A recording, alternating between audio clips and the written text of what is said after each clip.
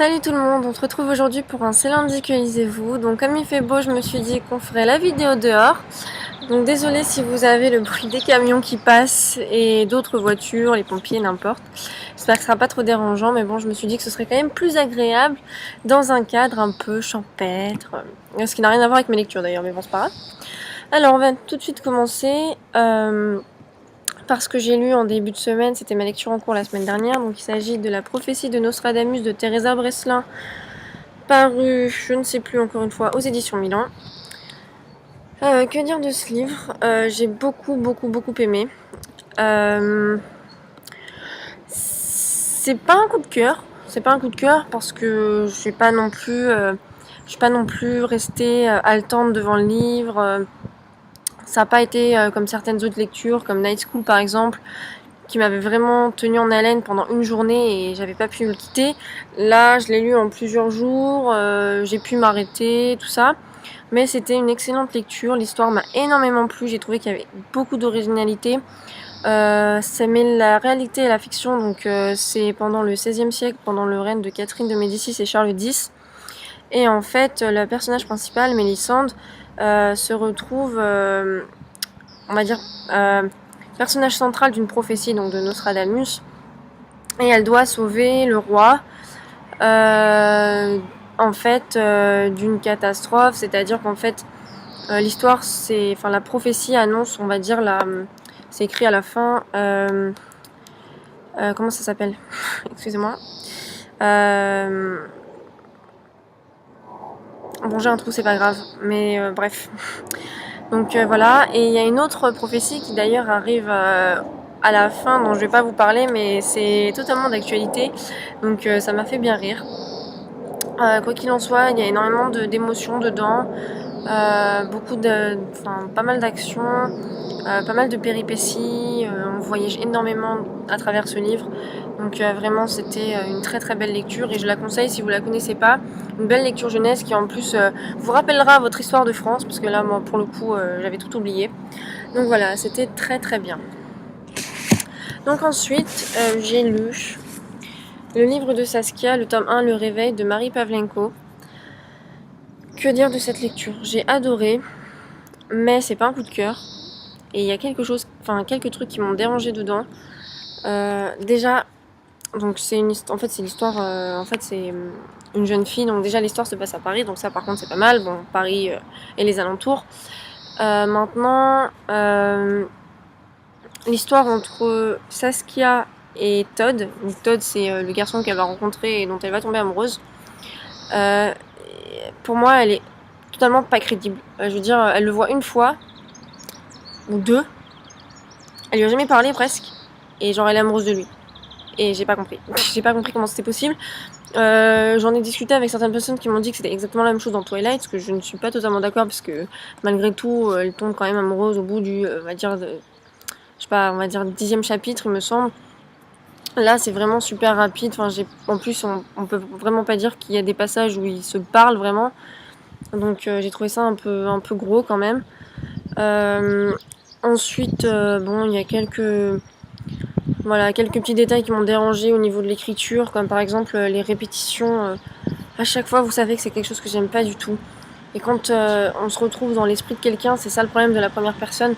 Quand on se retrouve dans l'esprit de quelqu'un et que toutes les 10 pages ont exactement le même récit, à 2 mots près, bon, moi je trouve ça vraiment chiant, quoi.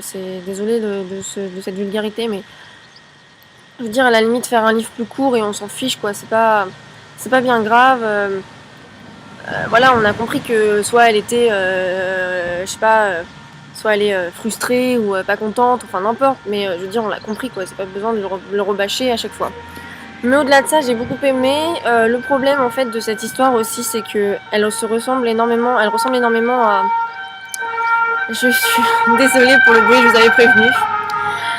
C'est pas grave, on reprend. Ça m'a énormément rappelé Die For Me de Amy Plum, dans le sens où en fait l'histoire c'est des anges de la vie et des anges de la mort. Donc en fait c'est un peu la même chose dans Die For Me, et comme j'avais préféré Die For Me déjà à la base, c'était un coup de cœur Die For Me. Du coup là c'est c'est pas vraiment copié, hein, y a pas de plagiat, c'est pas le cas, mais je veux dire au niveau de l'écriture, au niveau de l'histoire, j'avais préféré Die For Me. Par contre, fait original de ce livre, donc Saskia se fait adopter par une charmante jeune femme d'ailleurs, qui est donc l'élève durant les 20 premières années de sa vie. Bon, elle doit avoir 17 ans, mais bon, on va arrondir. Et donc la mère de Saskia est géniale, enfin, c'est un personnage que j'ai adoré. Pas forcément... les jeunes, c'est pas forcément ceux que j'ai préférés. Saskia, bon, elle est pas mal, mais bon, je dirais pas non plus que c'est un personnage auquel j'ai vraiment pu adhérer.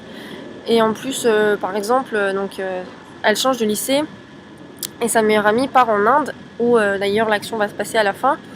Elle part en Inde, et c'est sa meilleure amie et tout, elle est trop triste et machin. Et on n'entend presque pas parler jusqu'à la fin du roman où elle part en Inde pour quelque chose, je vais pas vous révéler l'histoire quand même.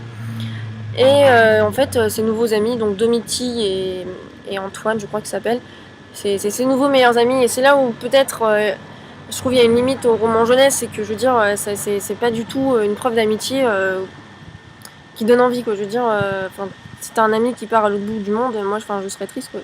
Enfin, bon. Après, voilà, c'est vraiment des petites choses, des petits détails personnels que j'ai pas forcément adhéré, mais peut-être que les gens préféreront. Par contre, effectivement, élément excellent de ce livre, c'est la fin. Bon, effectivement, bon, c'est comme je vous dis, quand on doit attendre la fin pour avoir vraiment des trucs super, c'est pas forcément génial. Mais là, c'est vraiment, la fin est vraiment top. J'ai pleuré, j'ai ri, comment dire, j'ai eu de la chair de poule. Non, j'ai vraiment adoré la fin, donc bah du coup, ça m'a vraiment donné envie de lire le tome 2. Mais j'espère que l'écriture, les personnages gagneront en maturité, parce que pour l'instant, c'était pas trop ça non plus. Ah, et puis aussi détail, un peu j'ai l'impression qu'on reste en surface de pas mal de choses, mais bon, au-delà de ça, bref. Et donc ma lecture en cours, il s'agit de Ceux qui n'ont pas pu nous prendre de Ruta Sepetys. J'ai pas fini, j'en suis à la page 383 sur 412 pages. Je vous l'avais dit, j'avais pas mal de choses à faire cette semaine. J'aurais vraiment aimé le finir hier, mais bon, il y avait mon copain ce week-end et tout ça, donc j'ai pas trop eu le temps. Et puis là, en ce moment, c'est pas tip top au niveau moral, enfin choses, tout ça. Donc je vais le finir aujourd'hui, hein, ça c'est sûr. Mais au-delà de ça, c'est dommage parce que j'adore l'histoire, il n'y a pas de souci, c'est vraiment une histoire magnifique. Mais je pense que j'aurais été dans un autre état d'esprit, j'aurais vraiment adoré et j'aurais sûrement pleuré.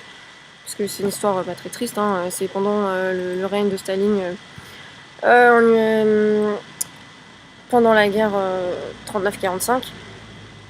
Et donc c'est un livre vraiment beau, moi j'adore l'histoire des guerres, tout ça, des choses qui me touchent.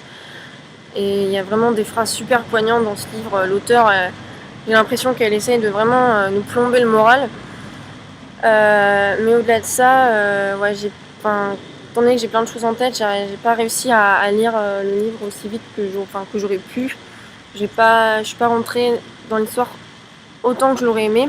Mais au-delà de ça, je sais que je vais pas laisser ce fait un peu subjectif prendre le dessus, parce que je sais que c'est une histoire absolument merveilleuse. Je le conseille à beaucoup. Je dirais pas que c'est un coup de cœur, parce que franchement, c'est un coup de cœur, mais je veux dire, avoir des coups de cœur sur des histoires aussi dures, c'est pas forcément facile non plus. Mais c'est vraiment une histoire que je recommande à tout le monde. Moi je l'aime beaucoup, je sais pas du tout à quoi m'attendre pour la fin, je sais pas qui va mourir, qui va pas mourir. Pour l'instant là c'est un peu mal parti pour certains personnages que j'apprécie énormément. Je crois que c'est tiré d'une histoire vraie, puisque Ruta Sepetys a essayé de chercher dans sa famille tout ça pour écrire l'histoire, donc voilà. Mais très très belle histoire. Franchement, j'aurais aimé pleurer sur cette histoire. Moi, j'adore être submergée par l'émotion quand l'émotion est là. Mais pour le coup, j'ai pas réussi. Je suis pas assez rentrée dans l'histoire. Mais voilà, je le conseille quand même. Et faut pas du tout faut pas du tout croire que j'ai pas aimé l'histoire. C'est pas du tout le cas. Et ensuite, j'ai aucune lecture en cours.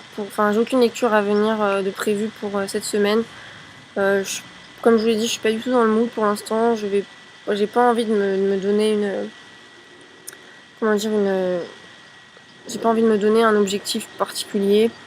J'ai juste envie de choisir des lectures qui me plaisent sur le moment, et puis on verra. De toute façon, je vous dirai tout ça dans le prochain C'est lundi que lisez-vous. Donc moi je vais vous laisser parce que la nuit ça fait déjà 10 minutes, alors bon il faudrait pas non plus que ça dure, que ça s'éternise. Donc j'espère que vous avez eu une bonne semaine de lecture, une bonne semaine tout court, que chez vous il fait beau aussi, et que vous passerez une excellente semaine, que vous avez un bon lundi. Et puis moi je vous dis à bientôt. Je ferai une autre vidéo cette semaine je pense avant le In My Mailbox. Je pense commencer les palmes du mois, enfin les palmes du mois là, c'est un truc où on prévoit les livres qu'on va lire ce mois-ci. Je suis pas encore sûre de le faire, mais bon, au cas où, attendez-vous à avoir une autre vidéo de moi cette semaine. Et je vous dis à bientôt. Bye!